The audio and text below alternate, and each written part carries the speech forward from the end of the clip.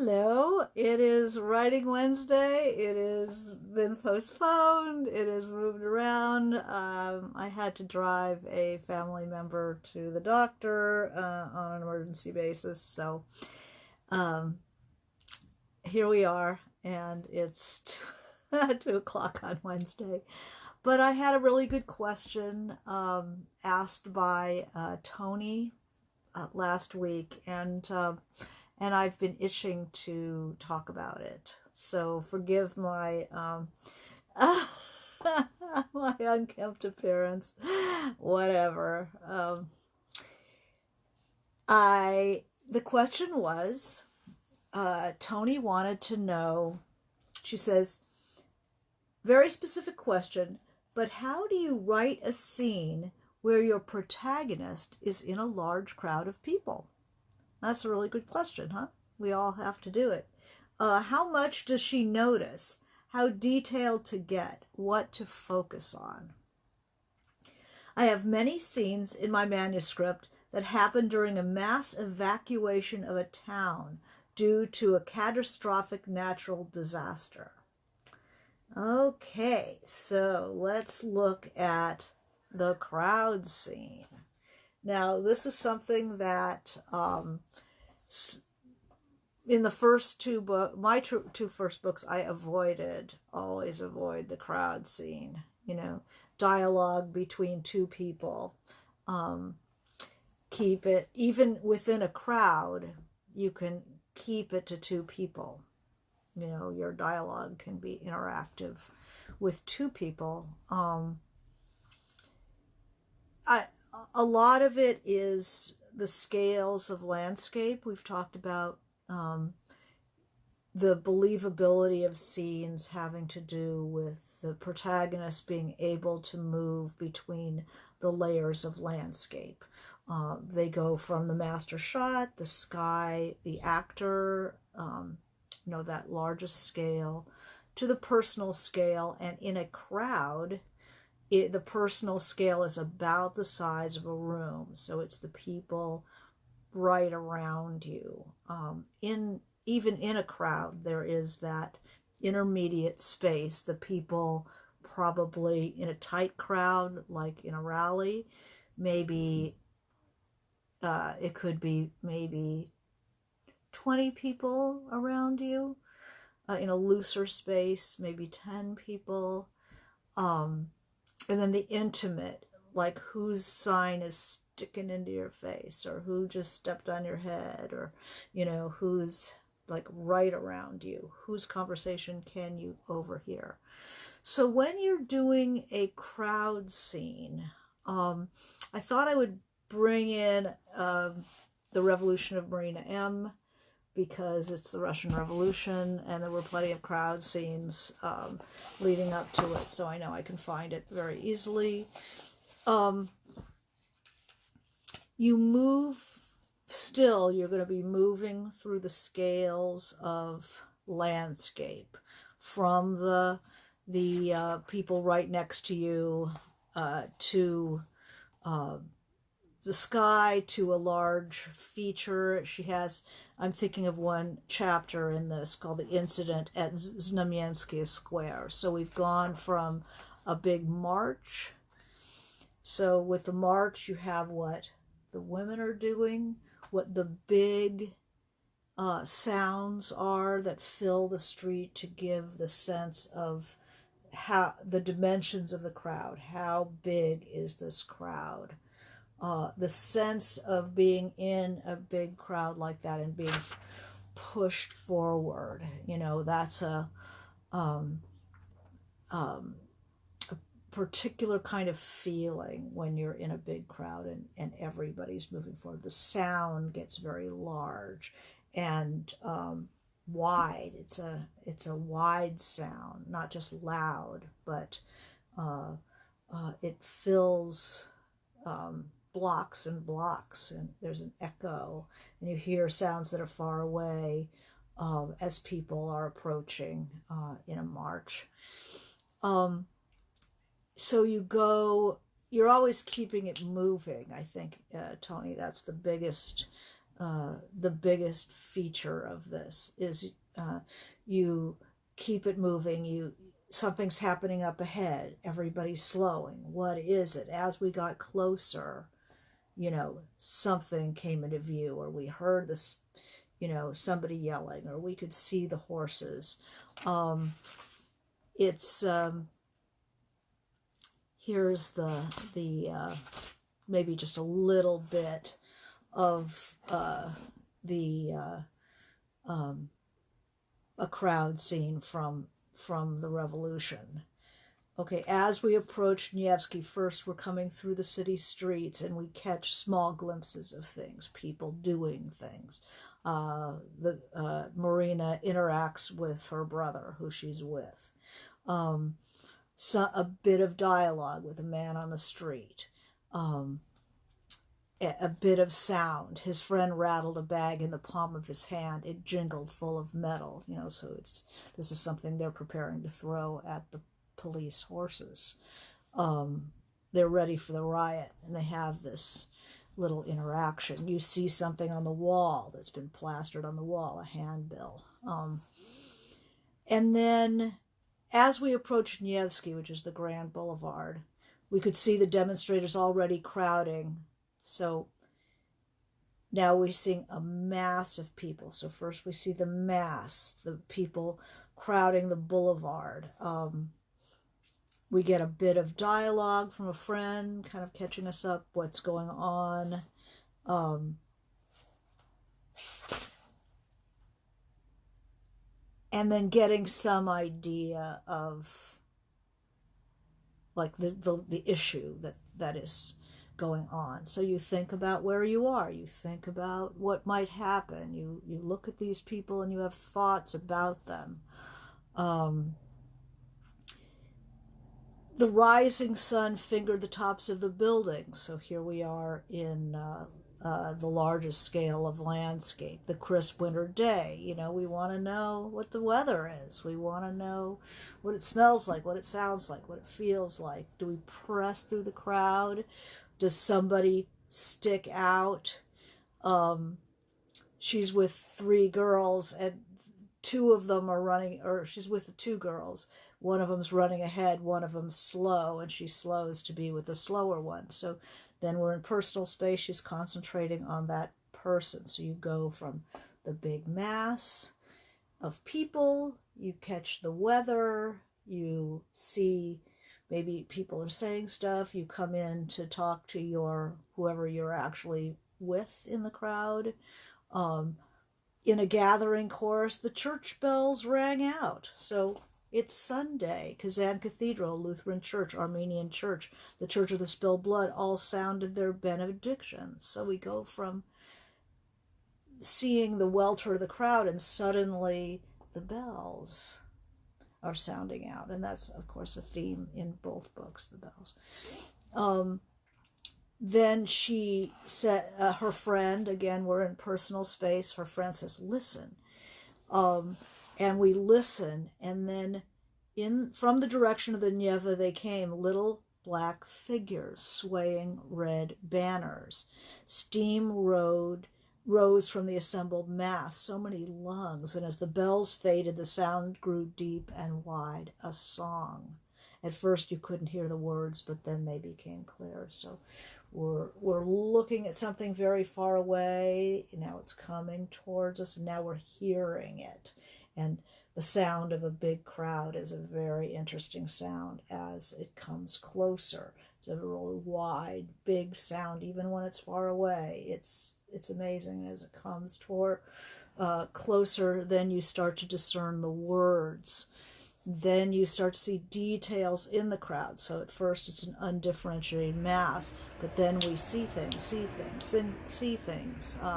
The banners, mostly in Marina's case. At the curb, we caught up with Seryoja, her brother. A sketchbook open, attempting to capture the flow of humanity. A man, skin burned by some kind of chemical work.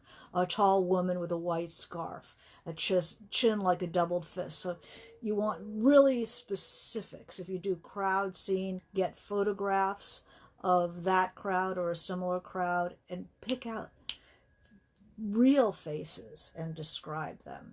Don't, when you try to pull this out of your own imagination, you tend to get something that's somewhat blurry. But if you use a photograph of the actual event, your eye will go to certain faces and you can describe them.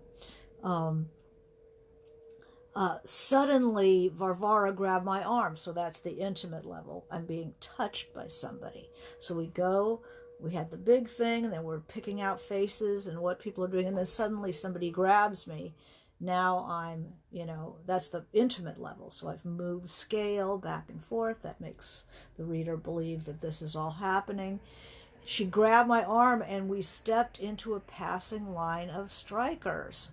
So now I've kind of been jerked off my feet, and I see my brother and one of the other girls still on the curb, surprised to see us being dragged into it. It's like, whoa. So our perspective now is we're leaving them, right? So we'll get the motion in a crowd scene, especially if it's an evacuation. You want that sense of, are we moving forward are we being separated from our friends, and what does it look like to see them drawing away, right? So she calls out to her brother, to join them, but he pointed in the direction of the river, and I soon lost sight of him as the marchers swept us along in the opposite direction, away from the river and toward Gostiny Dvor. So this is somebody talking about a landscape they know very well. They know where they are. They know what direction we're going in. They know this landscape, and that's really interesting. Hi, Natalie. So we're talking about the crowd scene and how do you put your character in a crowd. And then her friend Varvara starts talking to the men marching with them, the men and women marching with them. So we have little tiny scenelets where we interact with the people around us. And always your character has thoughts. So it's not just seeing, oh, they're coming closer, oh, they're coming further, oh, they're talking to us. But what am I thinking about? Hey, Ruthie. What am I thinking about what they're saying? Varvara, her friend, asks the men where they're from. And somebody said they're from the Ericsson electrical plant, a big factory in Petrograd at the time. But not just anybody. A blonde man with a big mustache and a thick patched coat, black with grease. Ericsson, he said. The big manufacturer of telephones and other electronic devices. Then she has a thought. The men were taking a tremendous risk striking. It was one of the militarized industries. So she knows things about these men. So that gives you the dimension of thought in there. So as you evacuate, don't just run. You have thoughts about what you're seeing, unless you're at a dead run. But if you're just walking along, you see people and you know things about them. So she's impressed that these strikers are willing to put their lives and livelihoods on the line to go out and protest. And their strike was tantamount to treason. Their bravery made me feel very young and frivolous, like a colt who decided to follow its mother in harness. So I'm using that as a moment to put you back into the time period. Because people now don't think about horses in harness too much. Maybe they do.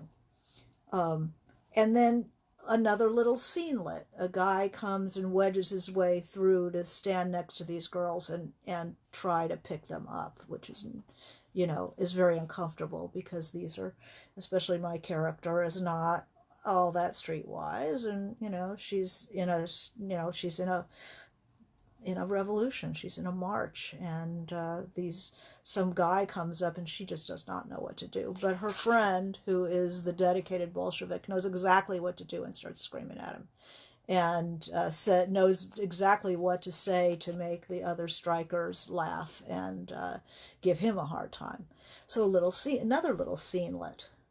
So it's not, when you're describing a large motion like an evacuation, or this is a protest, it breaks down into small moments. So you lard the small moments in there. So we had this moment with the guy trying to hit on them, and then the Erickson guys get rid of him. Then a wave of song reaches us from up ahead. We follow with our own wave, hearing the same melody from various sections of the boulevard, like a rolling echo.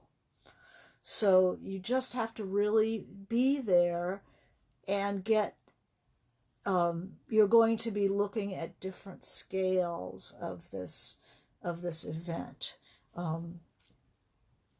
And then somebody is shooting. They're shooting at us, or we're shooting. Somebody was shooting, is hard to say.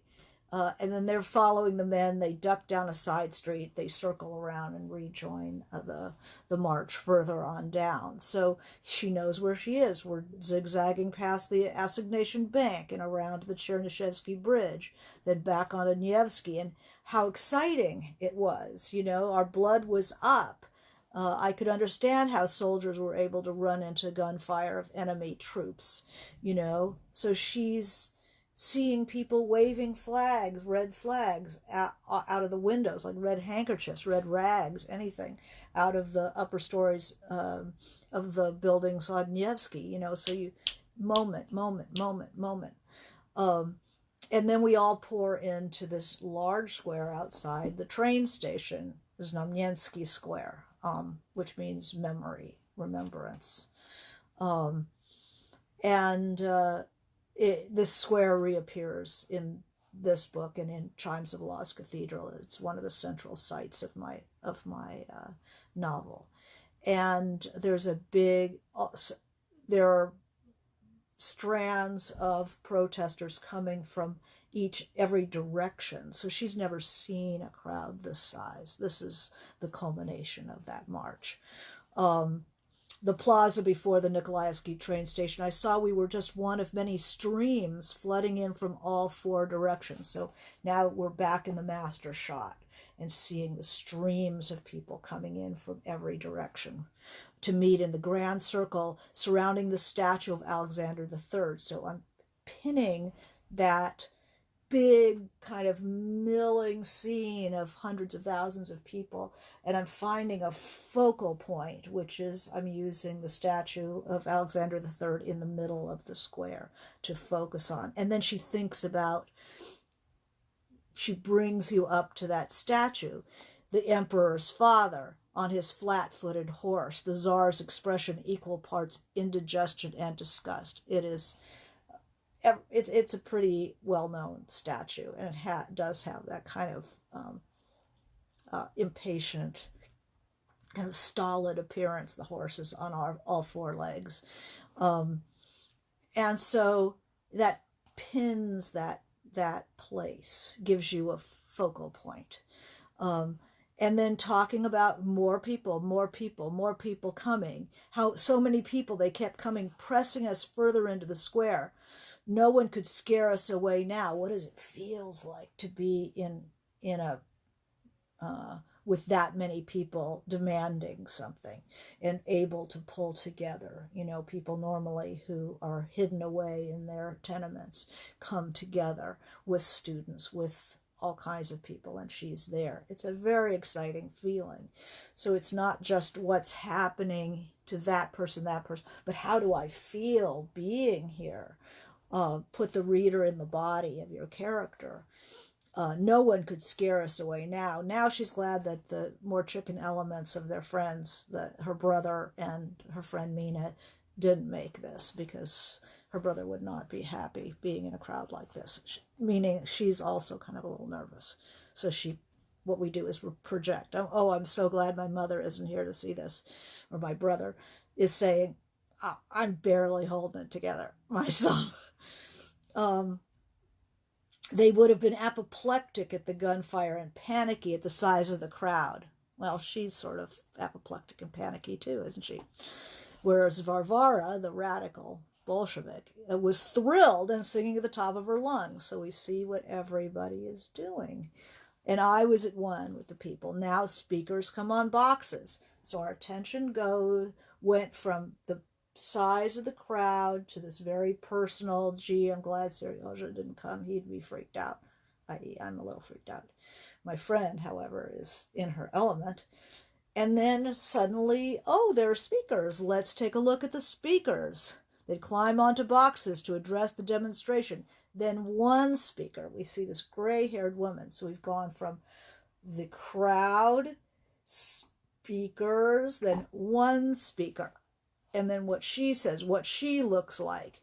Somebody in the crowd yells back. Somebody else in the crowd yells back. My friend yells. The woman on the soapbox keeps going. More people shouting. So I just get shouts, what they're saying.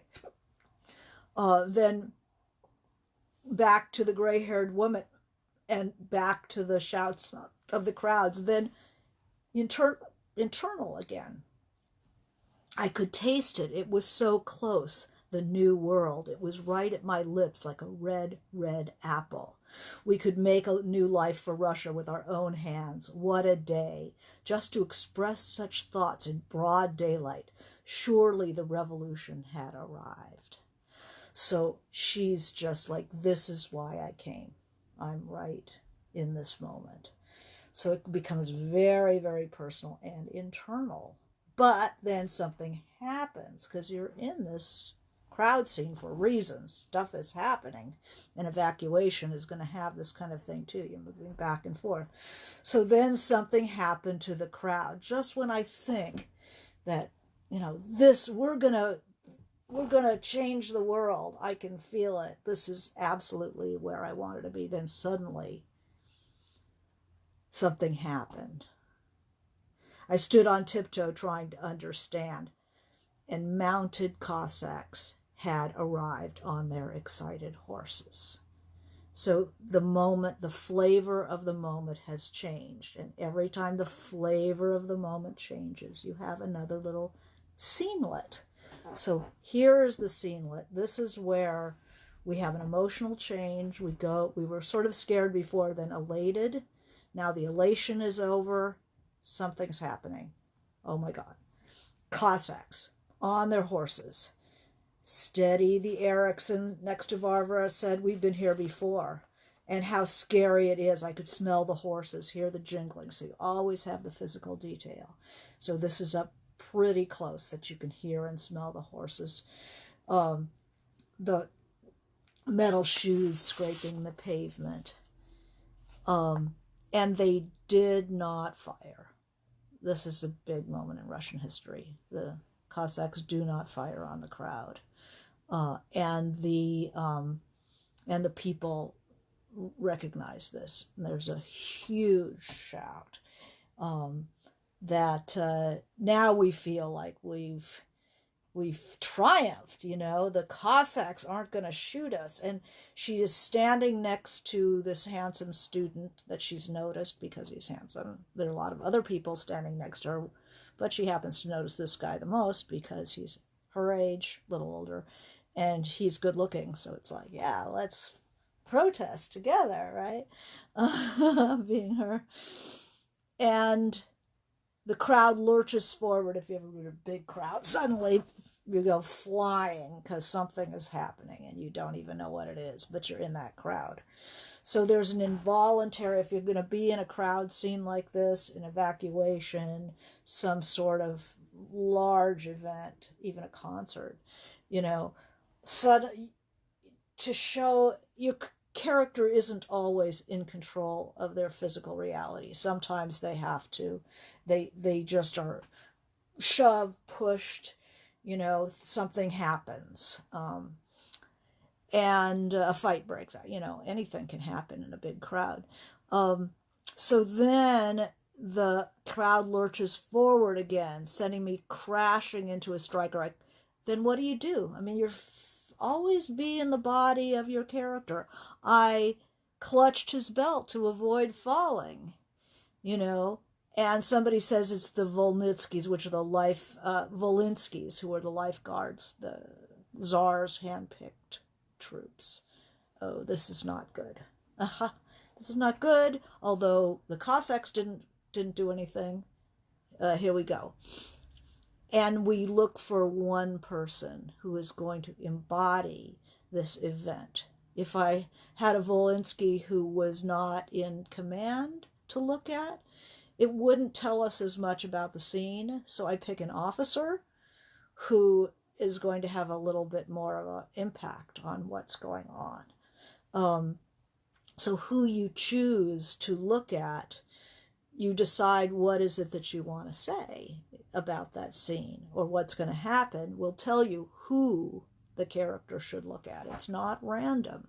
It's a choice. So she's going to look at a bespectacled Volinsky officer. I make him bespectacled just to give him a little bit more.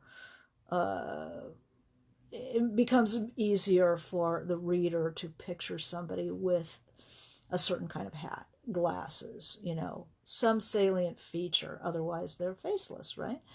A bespectacled Volinsky officer on a nervous chestnut horse. So I'm also looking at the horse. Can I carry, horses come in all colors. So just by giving you a color, it's something that the reader can hang on to. Spectacles and the chestnut horse as opposed to some other horse.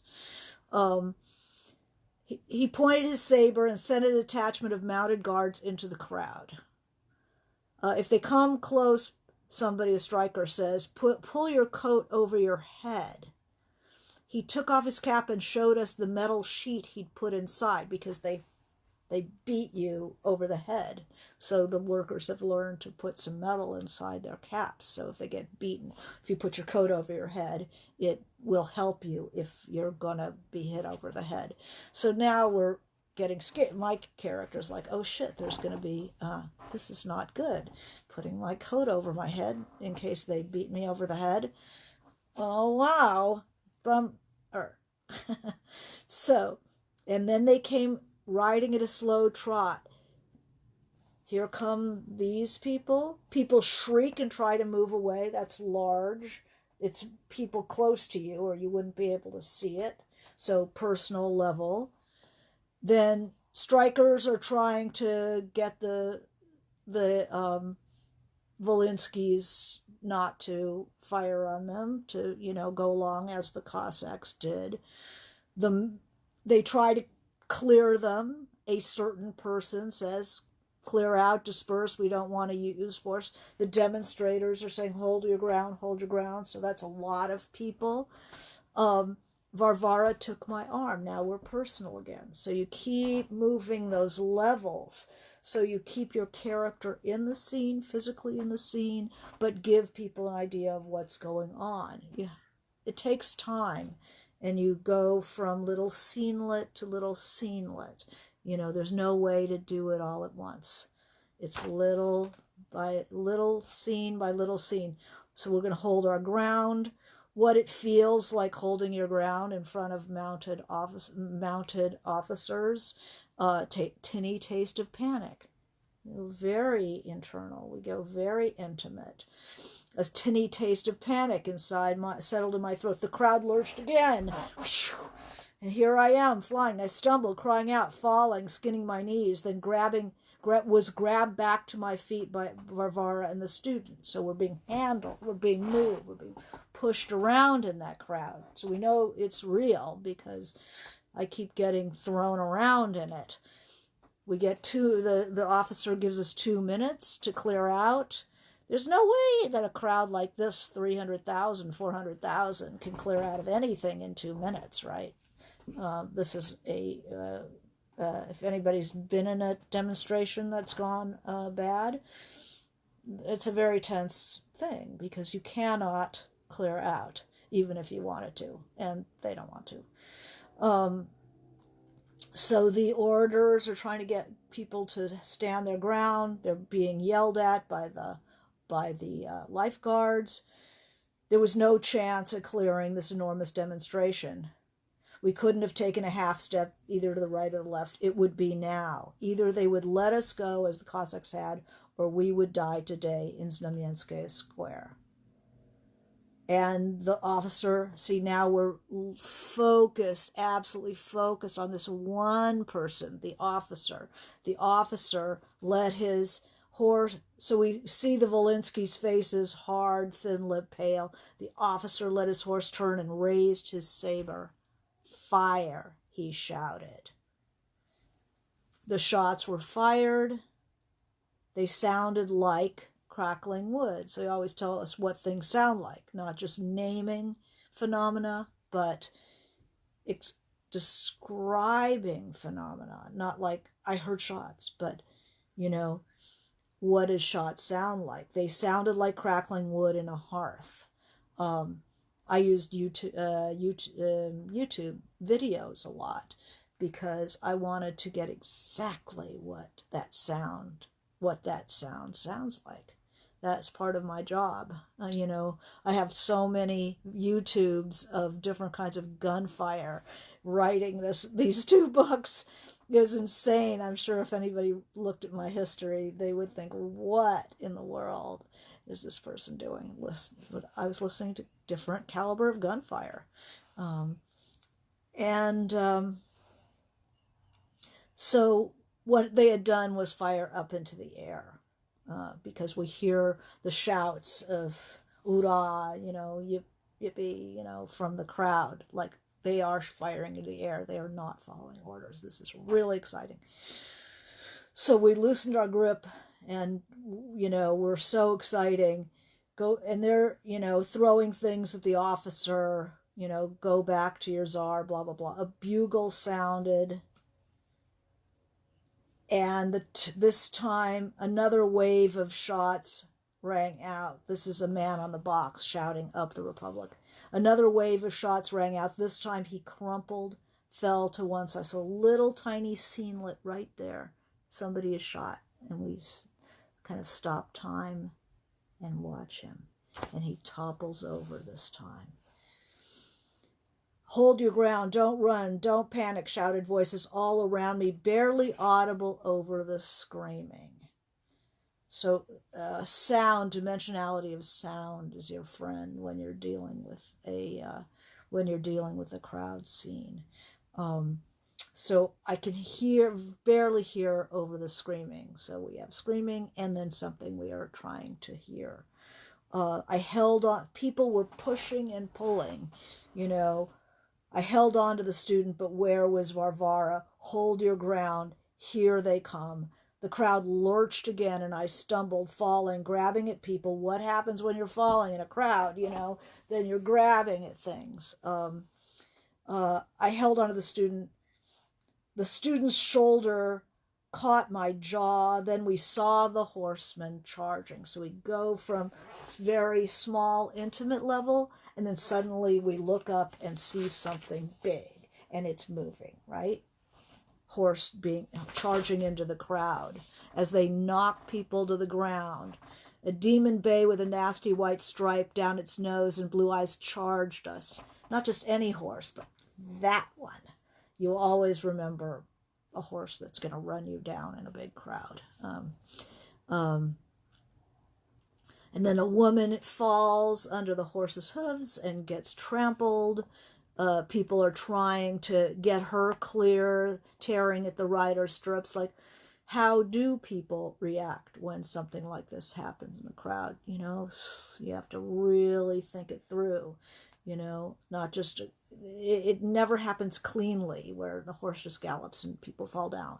But, you know, slow it down and see that horse stepping on somebody in particular. So always go for the particulars. People tore at the rider's stirrups, but he wheeled around for another charge. With outstretched sword, he rode at us. Those blue eyes that blazed, the thunder, the saber entered into the chest of the bearded student at my side, piercing him through like an olive. Now, she is a middle-class girl, actually, you know, pretty upper middle class. And so when she sees that sword come through somebody's body, the unbidden metaphor is like an olive. I mean, so much happens in just what kind of descriptive language your character, what comes to their mind, tells you everything, tells you a lot about them. So this is horrifying because this is her context, right? But she's just saw this guy that she's been standing with protesting run through with a sword, and easily. Um, and so what happens when somebody is pierced by a sword right standing next to you? The horse runs on, the person falls, and then I have my character, who's a pretty brave person, kneel next to that student to see what is going on with him, and trying to talk to him and holding his hand, and watching his face. And then what does it feel like to be in that situation? I couldn't breathe. My mind simply could not comprehend what is happening. When you're in that kind of situation, there is a shock that, you can't, your mind just cannot easily, if you're not a soldier, your mind just cannot easily process that somebody was just killed that was standing there. You just can't get it. So at this point, her friend grabs her and drags her off. They're coming back. She dragged me away, and we ran, slipping and staggering, to the north side of the square, away from the train station. So we're back defining the architecture of that square for you by knowing where we are and where we're being pulled. They stumbled into a cafe. People, another assembly of soldiers picked people off as they fled. We stumbled into a cafe. You try to seek shelter, right? So I'm thinking, where am I going to seek shelter here? I have old postcards of Znamensky Square, so I can see the businesses that were there. I think they're going to try for that restaurant. So I also, in some of the memoirs that I read, we took shelter in a restaurant. So I decide we're going to go into a restaurant. We stumbled into a cafe that was filling with fleeing demonstrators and huddled with startled customers, travelers and tarts with their finery and cheap jewelry. Now, I had picked an address for her elegant family, and was told by a curator at the Akhmatova Museum that the family would not live there, too close to this train station, merchants and prostitutes. So it's like, okay, who would be in this cafe? Merchants and prostitutes, right? So who was in there? So, travelers and tarts with their finery and cheap jewelry. Of course. The waiters had closed the curtains, but I peered between them because you need to be able to see out. Never put your character in a room without windows, because you're deprived of that third level of landscape. So I just have her look through the curtains because she needs to be off the street. I peered them out of the street. A worker held a cloth to his neck while blood poured through his fingers. Rather than saying people were injured, pick a person and tell us how they're injured.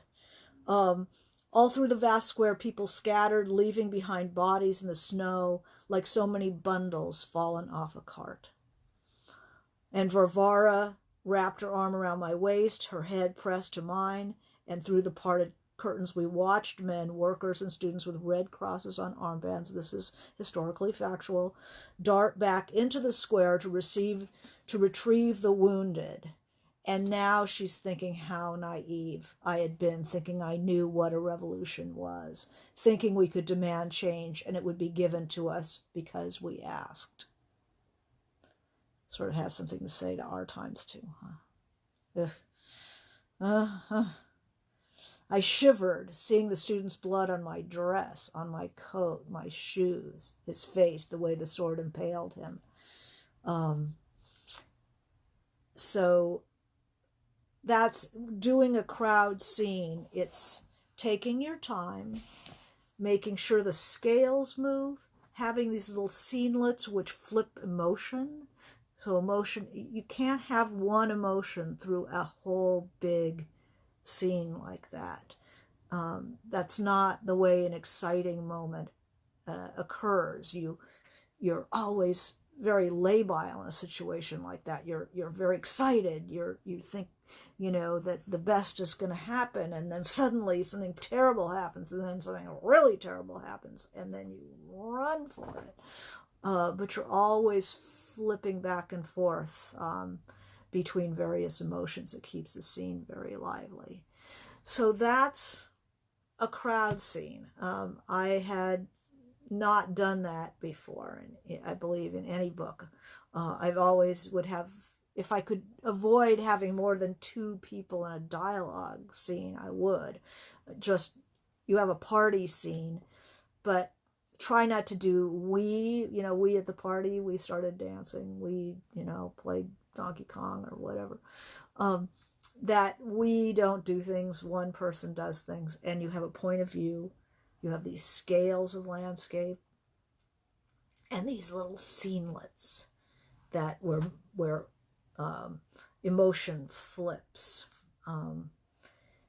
Then your crowd scene becomes very specific. Other books that have very good crowd scenes, there is a book by Hari Kunzru, Harikunzru,